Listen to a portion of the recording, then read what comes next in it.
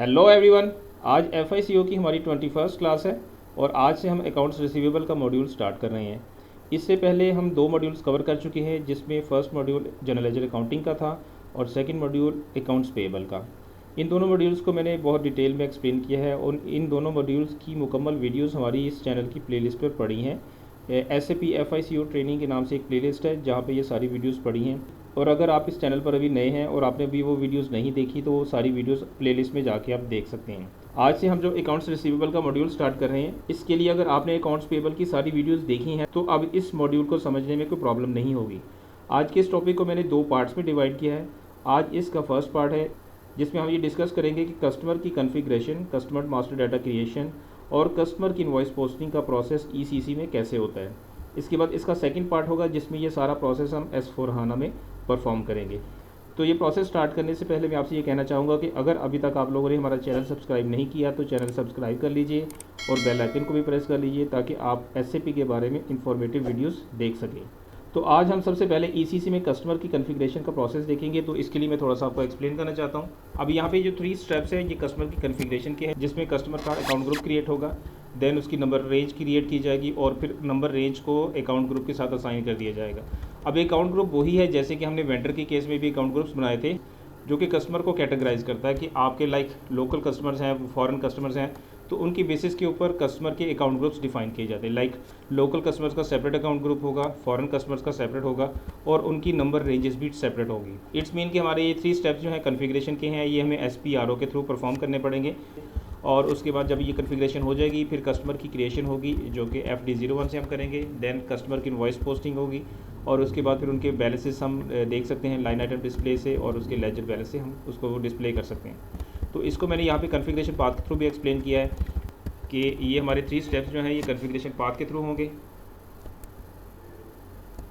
अब इसके बाद ये 4th स्टेप से जो है कस्टमर की क्रिएशन और उसकी इनवॉइस पोस्टिंग, फिर line item display and balance display, ये सारा प्रोसेस हमारा फ्रंट एंड से होगा। ठीक है, तो ये सारी एक्टिविटी अब हम SAP में परफॉर्म करते हैं। SPRO SAP reference IMG, financial accounting new और उसके बाद accounts receivable and accounts payable, customer accounts, master data, preparation for creating customer master data. इसमें फर्स्ट स्टेप है define account groups with screen layout customer. इसको हम click करेंगे। ये customer account group create करने के लिए है, तो यहाँ पे हम न्यू एंट्री में आते हैं। अब यहाँ पे अपना एक अकाउंट ग्रुप डिफाइन करते हैं, लाइक जो मैंने यहाँ पे एक्सेल के अंदर मेंटेन किया था,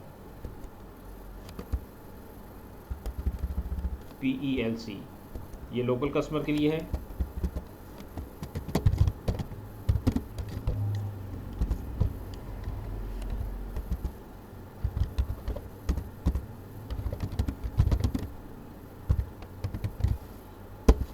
अब यहाँ से हम फील्ड्स के स्टेटस को कंट्रोल कर सकते हैं। लाइक जनरल डाटा को मैं क्लिक करता हूँ। अब यहाँ पे कस्टमर की क्रिएशन के टाइम हम जिस फील्ड को मैंडेटरी करना चाहें वो यहाँ से कर सकते हैं, बट अभी ये सारी फील्ड्स ऑप्शनल हैं। आप जिसको भी यहाँ पे मैंडेटरी कर देंगे तो कस्टमर की क्रिएशन के टाइम हमें वो फील्ड लाजमी फिल करनी पड़ेगी। तो यहाँ पे डिफरेंट स्टेटसेस हैं फील्ड्स के। सप्रेस है, required entry, optional and display. Suppress में वो फील्ड आपको डिस्प्ले ही नहीं होती, शो नहीं होती। रिक्वायर्ड में आपको अगर आप क्लिक कर देते हो तो वो फील्ड आपको लाजमी फिल करनी पड़ती है। ऑप्शनल में अगर ऑप्शनल है तो उसमें अगर आप उसको फिल करते हैं फील्ड को, ठीक है, अगर नहीं करते तो सिस्टम आपको नहीं रोकता। और लास्ट में आता है डिस्प्ले, जिसमें आप सिर्फ डिस्प्ले कर सकते हो। तो ये 4 स्टेटसेस हैं फील्ड्स की जो आप मेंटेन कर सकते हो। इसके बाद यहाँ से आप वापस आते हैं। अब यहाँ पे किसी भी फील्ड को आप जाके उसका स्टेटस चेंज कर सकते हैं। लाइक मैं कंट्रोल को क्लिक करता हूँ तो यहाँ पे भी डिफरेंट फील्ड्स आ रही हैं। तो यहाँ पे आप जो भी फील्ड रिक्वायर्ड करना चाहें या ऑप्शनल करना चाहें, जो भी आप करना चाहें वो कर सकते हैं। इसके बाद कंपनी कोड डाटा में आते हैं, अकाउंट मैनेजमेंट में आते हैं। तो इसमें देखिए रिकन्सिलेशन अकाउंट की एक फील्ड है जो कि हमें लाजमी फिल करनी होती है, तो इसको हम यहाँ पे रिक्वायर्ड एंट्री को क्लिक कर देते हैं। ठीक है, इसके अलावा बाकी जो भी चीज़ें हैं वो अगर आप अपनी रिक्वायरमेंट के मुताबिक उनको ऑप्शनल करना चाहें, रिक्वायर्ड करना चाहें, वो आप यहाँ से कर सकते हैं। बट रिकन्सिलेशन अकाउंट को लाजमी यहाँ से रिक्वायर्ड सेलेक्ट करें और उसके बाद यहाँ से सेव करके अब ये हमारा कस्टमर का अकाउंट ग्रुप क्रिएट हो गया। इसके बाद इसकी नंबर रेंज डिफाइन करेंगे। उसके लिए यहाँ से वापस आते हैं। तो नेक्स्ट स्टेप है create number range for customer accounts. तो मैं यहाँ से क्लिक करता हूँ। अब यहाँ से नंबर रेंज सेलेक्ट करते हैं, वो भी मैंने यहाँ पे डिफ़ाइन की हुई है। उसका कोड हम LC रखेंगे और ये वाला उसकी नंबर रेंज हम ये वाली असाइन करेंगे। यहाँ से प्लस करके इसको न्यू एंट्री में आते हैं LC और 91 की नंबर रेंज हम इसको असाइन करेंगे। आप 91 के अलावा कोई भी नंबर रेंज असाइन कर सकते हैं। तो आपको यहाँ पे वो नंबर रेंज ऐड करनी है जो कि अवेलेबल हो, जो कि पहले से एग्जिस्टिंग ना हो। तो मैंने यहाँ पे एक नंबर रेंज असाइन कर दी LC और 91 का उसको मैंने नंबर रेंज असाइन कर दी। यहाँ से मैं इसको सेव कर देता हूँ।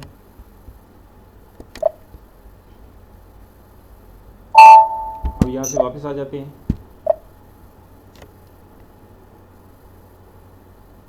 इसके बाद नेक्स्ट स्टेप है assign number range to the customer account. यहाँ से हम इस नंबर रेंज को अकाउंट ग्रुप्स के साथ, जो कि अभी हमने अकाउंट ग्रुप डिफाइन किया है, उसके साथ लिंक कर देंगे।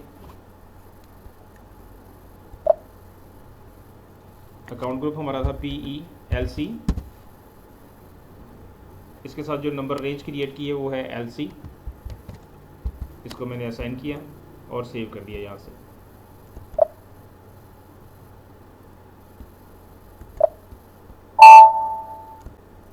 अब यहाँ से वापस आ जाते हैं। तो ये बेसिकली हमारे 3 स्टेप्स कंप्लीट हो गए जो कि हमारी कॉन्फ़िगरेशन के थे। ये मेरे जो 3 स्टेप्स हैं, फर्स्ट है पहले ये मैंने कंप्लीट करनी है। इसके बाद नेक्स्ट स्टेप है कस्टमर की क्रिएशन का। ठीक है, अब कस्टमर की क्रिएशन का प्रोसेस देखते हैं। अब इसी अकाउंट ग्रुप को यूज़ करते हुए हम कस्टमर की क्रिएशन करेंगे। तो उसके लिए यहाँ से वापस आते हैं। यहाँ पे हम अकाउंटिंग में आएंगे, फाइनेंशियल अकाउंटिंग, अकाउंट्स रिसीवेबल, और यहाँ पे मास्टर रिकॉर्ड्स। ये है FD01, जहाँ से हम कस्टमर क्रिएट करते हैं। FD02 से उसका मास्टर डाटा चेंज हो सकता है कस्टमर का, और FD03 से जस्ट डिस्प्ले कर सकते हैं। अगर आपको उसको ब्लॉक अनब्लॉक करना है तो FD05 से कर सकते हैं। तो अभी हम उसको क्रिएट करते हैं कस्टमर का मास्टर डाटा FD01 से। अब यहाँ से हम अकाउंट ग्रुप सेलेक्ट करेंगे जो हमने क्रिएट किया था, वो लोकल कस्टमर फॉर PECL, ये फर्स्ट पे आ रहा है, और उसके बाद इसको हम ओके करेंगे। अब यहाँ पे हमने कस्टमर की इन्फॉर्मेशन देनी है। फर्स्ट ऑफ ऑल हम यहाँ पे उसका टाइटल देंगे जो कि कंपनी होगा, और नेक्स्ट हमारे कस्टमर का नेम आएगा लाइक।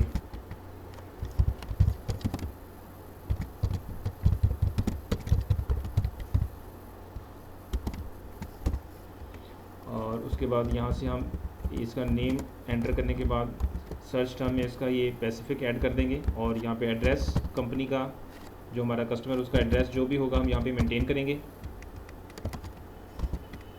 और अब यहाँ पे कस्टमर की जो भी इन्फॉर्मेशन ऐड करना चाहें आप यहाँ पे कर सकते हैं।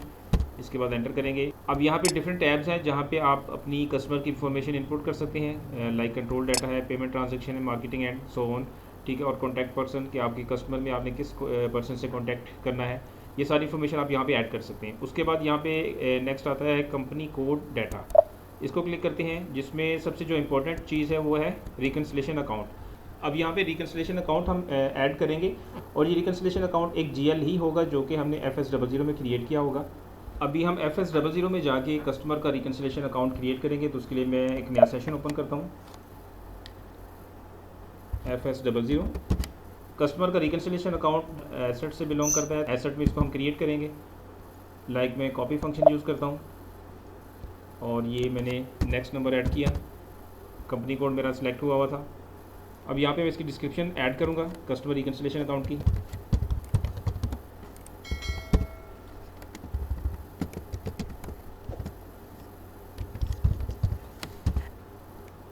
और ये एसेट के अकाउंट ग्रुप से होगा, और ये बैलेंस शीट का GL होगा। इसके बाद कंट्रोल डाटा में आते हैं। यहाँ पे हमारी करेंसी आ रही है, और इसके बाद यहाँ से लाइन आइटम डिस्प्ले करेंगे। जो सॉर्ट की ये सिलेक्टेड है पहले से। अब ये कंट्रोल डाटा में सबसे इंपॉर्टेंट चीज़ जो है वो ये है कि reconciliation account for account type यहाँ पे हमने कस्टमर सेट करनी है। अब यहाँ पे अगर अकाउंट टाइप हम कस्टमर सेलेक्ट नहीं करते तो ये वाला GL as a reconciliation account use नहीं होगा। तो फॉर एग्जांपल मैं इसको भी ब्लैंक छोड़ता हूँ, इसको मैं अभी इसको फिल नहीं करता हूँ, और यहाँ से हम रिकन्सिलेशन अकाउंट का फील्ड स्टेटस ग्रुप ऐड करेंगे। ये है रिकन्सिलेशन अकाउंट। इसके बाद मैंने इसको यहाँ से सेव कर दिया, बट मैं अभी यहाँ पे इसकी रिकन्सिलेशन अकाउंट टाइप जो है वो ब्लैंक छोड़ रहा हूँ। इसको मैं फिल नहीं कर रहा हूँ, इसको मैं सेव कर देता हूँ। अब यहाँ पे डिफरेंस देखिएगा कि अगर हमने रिकन्सिलेशन अकाउंट टाइप सेलेक्ट नहीं की तो उसका क्या इफेक्ट आएगा। मैं यहाँ पे मास्टर डाटा में आता हूँ, यहाँ से मैं रिकन्सिलेशन अकाउंट ऐड करने की कोशिश करता हूँ, तो ये हमें यहाँ पे कोई भी GL शो नहीं कर रहा है। इट्स मीन के कस्टमर के लिए कोई भी रिकन्सिलेशन अकाउंट अभी तक ऐड नहीं हुआ। तो अगेन मैं यहाँ पे आके FS00 में इसको अगेन मैं क्लिक करता हूँ।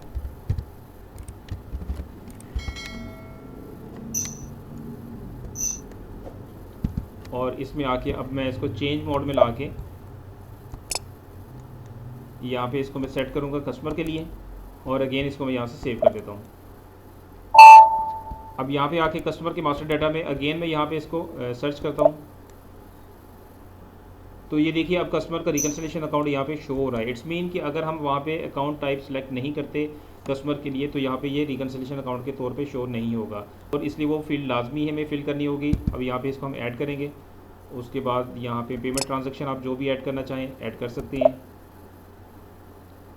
पेमेंट टर्म्स हम यहाँ पे ऐड करेंगे, लाइक मैं फ़र्स्ट को सिलेक्ट कर लेता हूँ, और बाकी चीज़ें यहाँ पे डिफाइन करने के बाद इसको यहाँ से आप जो भी आपकी रिक्वायरमेंट है उसको आप फिल करने के बाद यहाँ से इसको सेव कर देंगे।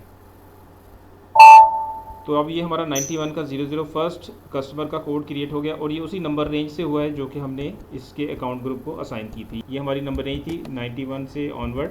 तो अब हमारा जो फर्स्ट कस्टमर क्रिएट हुआ वो 9100 वाला हुआ है। इट्स मीन कि हमने जो कस्टमर के लिए एक अकाउंट ग्रुप क्रिएट किया था PELC, और उसको एक नंबर रेंज असाइन की थी।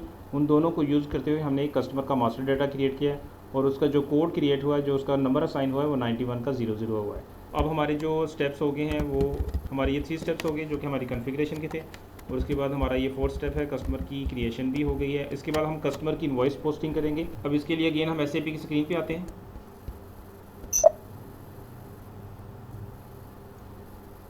Accounting, financial accounting, accounts receivable, document entry, FB70। यहाँ से हम कस्टमर की इनवॉइस पोस्ट करते हैं। यहाँ से हमारी कंपनी कोड पहले से सिलेक्ट है, और यहाँ से कस्टमर सर्च करते हैं, और इसमें हम यहाँ पे अपनी कंपनी कोड सेलेक्ट करेंगे पहले। इसके अब ये डिफरेंट ऑप्शंस हैं जिसकी बेसिस के ऊपर आप कस्टमर को सर्च कर सकते हो, but customer by company code मैं इसको सेलेक्ट करता हूँ।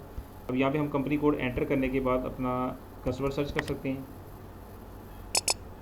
अब इस कंपनी कोड में अभी तक एक कस्टमर है तो उसको मैं क्लिक करता हूँ। इसके बाद यहाँ पे मैं डेट एंटर करूँगा, और उसके बाद यहाँ पे अमाउंट फॉर एग्जांपल मैं 20,000 की ऐड कर देता हूँ। यहाँ पे टैक्स ऐड कर दिया, और उसके बाद यहाँ से सेल का GL क्रेडिट करेंगे। यहाँ से मैं सेल का GL सेलेक्ट कर लेता हूँ। इसके बाद यहाँ पे स्टैटिक ऐड किया, और अगेन यहाँ पे हम टेक्स्ट ऐड कर देंगे, कस्टमर इनवॉइस। अब यहाँ से इसको सिमुलेट करते हैं। अब ये हमारी एंट्री है जिसमें कस्टमर डेबिट और सेल क्रेडिट हो रही है। इट्स मीन कि जब हम कस्टमर इनवॉइस पोस्ट करते हैं उस टाइम हमारा कस्टमर डेबिट हो रहा होता है और सेल क्रेडिट हो रही होती है। और वेंडर के केस में जब हम वेंडर इनवॉइस पोस्ट करते हैं तो परचेज का GL डेबिट होता है और वेंडर का कोड क्रेडिट होता है। तो अब यहाँ से हम इसको सेव कर देंगे। अब ये ट्रांजैक्शन हमारी कस्टमर के अकाउंट में पोस्ट हुई है, तो इसको हम कस्टमर के लेजर से चेक करते हैं। मैं एक नया सेशन ओपन करता हूँ। कस्टमर लाइन आइटम के लिए FBL 5N का टी कोड होता है, FBL 5N। यहाँ से हमारा कस्टमर सेलेक्ट है, और यहाँ से मैं इसको एग्जीक्यूट करता हूँ। अभी हमारी 20,000 की एक लाइन आइटम यहाँ पे शो हो रही है। अब यहाँ पे एक और कॉन्सेप्ट क्लियर कीजिएगा कि इस कस्टमर के मास्टर डाटा में हमने जो GL असाइन किया था जो कि रिकन्सिलिएशन अकाउंट था, अब ये ट्रांजैक्शन जो हमने इसमें पोस्ट की है तो ये ऑटोमेटिकली उस GL के अंदर भी पोस्ट हुई है जो कि इस कस्टमर के मास्टर डाटा में हमने एज ए रिकन्सिलिएशन अकाउंट एक GL ऐड किया था। उसके लिए मैं एक नया सेशन ओपन करके GL की लाइन आइटम आपको डिस्प्ले करवाता हूँ। GL के लिए होता है FBL 3N। अब कस्टमर का रिकन्सिलिएशन अकाउंट यहाँ से हम सर्च करते हैं।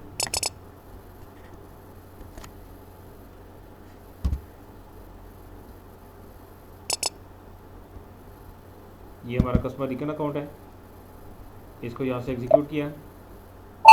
तो ये देखिए 20,000 की लाइन आइटम यहाँ पे भी शो हो रही है। इट्स मीन कि जब हम कस्टमर या वेंडर के मास्टर डाटा में जब भी कोई रिकन्सिलिएशन अकाउंट ऐड करते हैं, उसको असाइन करते हैं, तो कस्टमर की ट्रांजैक्शन पोस्ट हो या वेंडर की ट्रांजैक्शन पोस्ट हो, उनकी लेजर के अंदर तो पोस्ट होती है, बट रियल टाइम में वो ट्रांजैक्शन उनके रेलिवेंट रिकन्सिलिएशन अकाउंट के GL के अंदर भी पोस्ट होती है। और बेसिकली इन कस्टमर्स के बैलेंसेज जो है वो बैलेंस शीट के अंदर इन GLs के थ्रू रिफ्लेक्ट होते हैं। अब कस्टमर का बैलेंस देखने के लिए हम दूसरा टी कोड यूज़ करते हैं जो कि FD10N है। FD10N, यहाँ से हमने कस्टमर का कोड सेलेक्ट किया और इसको एग्जीक्यूट किया। अब यहाँ पे देखिए हम जुलाई टू जून का फिस्कल ईयर यूज़ कर रहे हैं, और उसके अकॉर्डिंगली जुलाई फर्स्ट पीरियड है, अगस्त सितंबर अक्टूबर, और ये अक्टूबर में 4th पीरियड के अंदर ये ट्रांजैक्शन पोस्ट हुई है। अगर हम इसको यहाँ से डिस्प्ले करते हैं, मैं डबल क्लिक करता हूँ, और ये वही ट्रांजैक्शन है जो कि अभी हम FBL 5N के थ्रू डिस्प्ले करके आए हैं। तो यहाँ से हम वापस आते हैं, तो यहाँ से हम मंथ वाइज बैलेंस भी देख सकते हैं, जिसमें आपके डेबिट और क्रेडिट साइड दोनों यहाँ पे आपके सामने शो हो जाती हैं।